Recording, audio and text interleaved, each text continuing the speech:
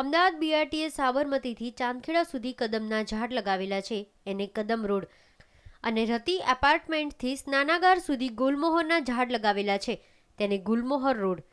સાબરમતીથી police station સુધી મોગનીના ઝાડ લગાવેલા છે, તેને મોગની રોડ. સાબરમતી પોલીસ સ્ટેશનથી મોટેરા સુધી સપ્તપદીના ઝાડ લગાવેલ છે, તેને સપ્તપદી રોડ. મોટેરા ક્રોસ રોડથી વિસત ગાંધીનગર સુધી પેથોડિયાના ઝાડ લગાવેલ છે, તેને પેથોડિયા રોડ નામ આપેલ છે. BRTS દ્વારા નામકરણ કરીને પર્યાવરણને પ્રોત્સાહન આપી રહ્યા છે. અમે સાબરમતીથી છેક ચાંદખેડા સુધી સાબરમતીથી રથી એપાર્ટમેન્ટમાં કદમના ઝાડ લગાવેલા છે અને એને અમે કદમ રોડ આપેલો છે. પછી અહીં રથી એપાર્ટમેન્ટમાંથી સ્નાનાગાર સુધી અમે ગુલમોહરના ઝાડ લગાવેલા છે.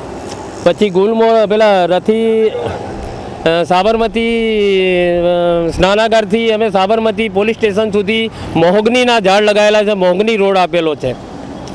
પછી સાબરમતી પોલીસ સ્ટેશનથી અમે મોટેરા ક્રોસ રોડ સુધી અમે સપ્તપર્ણીના ઝાડ લગાવેલા છે અને એને સપ્તપર્ણી રોડ આપેલો છે નામ.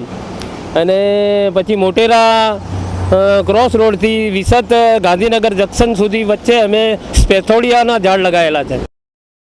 BRTSના કોરિડોરના મધ્યમાં આ ઝાડ લગાવવાનો વિચાર તો 2 વર્ષ પહેલા જ કરી દેવામાં આવ્યો હતો અને તેને અમલમાં મૂકતા આજે સુંદર લાગી રહ્યું છે. પ્રથમ નાના ઝાડ અને ત્યારબાદ મોટા ઝાડને 144 કિલોમીટર કોરિડોરમાં આ લગાવવામાં આવેલ છે. 5000થી પણ વધુ વૃક્ષો લગાવી તેને જનમાર્ગ નામ આપવામાં આવ્યું છે. BRTSના કોરિડોરમાં આપણે શરૂઆતમાં 2 વર્ષ પહેલાં એવું વિચાર્યું હતું કે આ કોરિડોરમાં જે રેલિંગ લગાવી છે એમાં જે પેચ અવેલેબલ છે આપણને વૃક્ષારોપણ કરવા માટેનો, ત્યાં નાના છોડ લગાવીએ. પછી વિચાર એવો આવ્યો કે આપણે મોટા ઝાડ પણ લગાવવા જોઈએ, કારણ કે ઝાડની સંખ્યામાં પણ વધારો થાય અને પર્યાવરણલક્ષી એક વિચાર કરેલો. શરૂઆતમાં અમે લગભગ 101 ઝાડ લગાવ્યા હતા અને એ RTOથી ચંદ્રનગર સુધીમાં એ ઝાડનો સારો રિસ્પોન્સ મળતા અને ઝાડ થઈ જતા આપણે અત્યારે 144 કિલોમીટર, 2 સાઈડ ગણીએ તો 72 કિલોમીટર છે, એટલે એટલો મોટો કોરિડોર છે આપણી પાસે. એટલે ગયા ચોમાસામાં અને આ ચોમાસામાં મળીને કુલ 4થી 5,000 જેટલા ઝાડો, મોટા ઝાડ લગાવ્યા છે. આમાં આપણે ખાસ કરીને જે અમદાવાદમાં થતા હોય એવા ઝાડો, લીમડો છે, ગુલમોહર છે, પછી મોગની છે, કદમ છે, સપ્તપર્ણી છે, એવા ધાર્મિક અને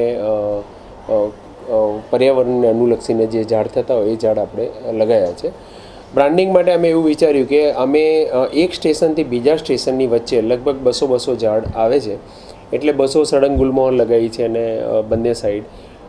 તો અમે એવું વિચાર્યું કે ભાઈ આપણે આને જનમાર્ગ ગુલમોહર રોડ એવું નામ આપીએ અને એ પ્રમાણેના બોર્ડ પણ અમે લગાવ્યા છે કે જે ઘણા લોકોને ખબર ના હોય કે આ ઝાડ કયું છે.